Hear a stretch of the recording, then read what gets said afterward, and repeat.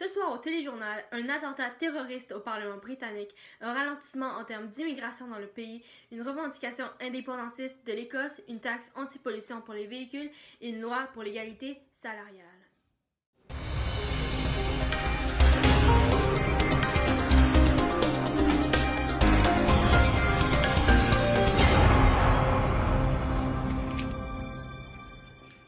Mesdames et messieurs, ici Angela Yang et ma co-animatrice Melody Hawaii.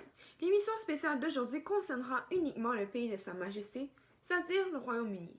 Ainsi, nous vous présentons 5 thématiques dont la population, l'environnement, la richesse, les pouvoirs et les tensions et les conflits présentent actuellement dans le pays. Ces dernières vous donneront une image plus complète du Royaume-Uni. Déplaçons-nous maintenant au pont de Westminster pour rejoindre notre envoyé spécial, Oana Stratan. Un incident terroriste s'est produit ici sur le pont Westminster à Londres, au Royaume-Uni, le 22 mars 2007. En fait, un homme a foncé son véhicule sur de nombreux piétons sur ce pont situé devant le Parlement britannique, symbole démocratique du pays. L'assaillant en question s'est ensuite dirigé vers les clôtures encadrant le Parlement afin de poignarder un policier présent sur les lieux, avant de se faire tuer par plusieurs tirs des autorités dans les moments suivants. Au final, cette attaque violente a fait 4 morts, dont l'attaqueur, et plus de 20 blessés. La première ministre britannique, Theresa May, qui venait de s'exprimer devant les députés, se trouvait à moins de 100 mètres de l'agresseur et s'est rapidement fait évacuer du bâtiment. Elle a plus tard rendu hommage aux forces de l'ordre et a annoncé que le niveau d'alerte au terrorisme allait rester fixé à grave. La panique semée auprès de la foule après cet acte terroriste a certainement causé beaucoup de tensions dans ce pays britannique. Maintenant, retournons au studio. Merci beaucoup, Oana. Depuis le référendum du juin dernier, l'immigration en provenance des pays membres de l'Union européenne vers le Royaume-Uni connaît un recul. Avant que la population britannique ait voté en faveur pour le Brexit, l'immigration vers l'outre-Manche était en hausse. Cependant, après la victoire du Brexit le 23 juin 2016, on a constaté des signes de ralentissement en matière d'immigration au cours des 3 mois suivants. Une des raisons qui pourrait éclaircir les causes de cette baisse est que le futur du Royaume-Uni est certainement imprévisible. C'est pourquoi plusieurs gens hésitent de s'installer dans le pays. La capitale britannique n'a pas encore réagi à cette diminution. Par contre, l'immigration est un sujet important qui sera apporté lors des négociations du Brexit dans les 2 années à suivre. Allons en Écosse avec notre journaliste Béatrice Beaulieu. Alors que les négociations du Brexit commencent, l'Écosse réclame plus de pouvoir en matière de l'immigration.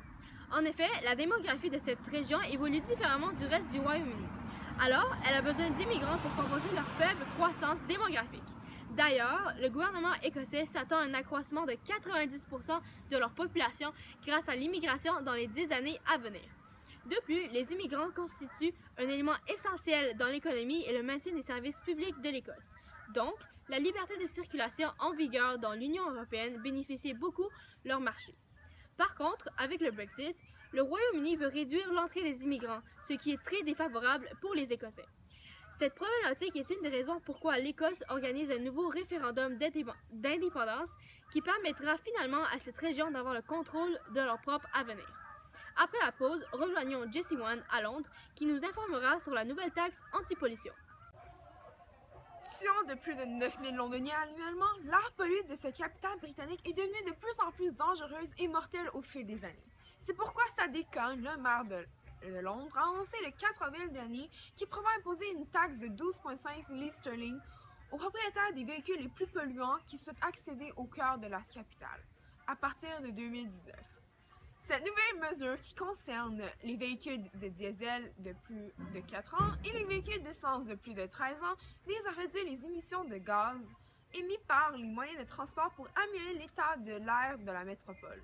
Durant le mois de février dernier, le maire avait introduit le Toxic Charge, une taxe de 10 livres qui sera mise en vigueur en octobre 2017 pour les voitures qui ne respectent pas les normes européennes en ce qui concerne la pollution.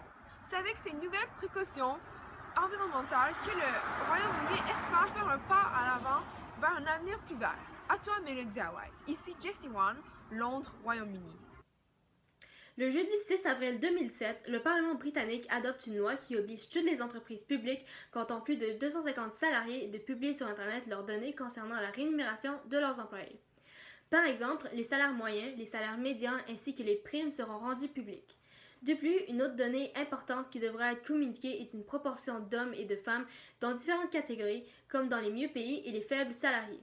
Ces quelques 9000 entreprises visées auront une échéance d'un an, c'est-à-dire jusqu'au mois d'avril en 2018, pour publier leurs données.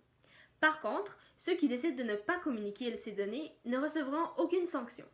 Cette loi a pour but de révéler l'écart salarial entre les deux sexes. En effet, il existe un écart de 18,1% entre les salaires des femmes et des hommes. En bref, en adoptant cette loi, le gouvernement souhaite pouvoir accélérer le processus vers une égalité salariale homme-femme. L'émission prend sa fin aujourd'hui. On se revoit demain à la même heure pour une toute nouvelle capsule sur le pays du Japon.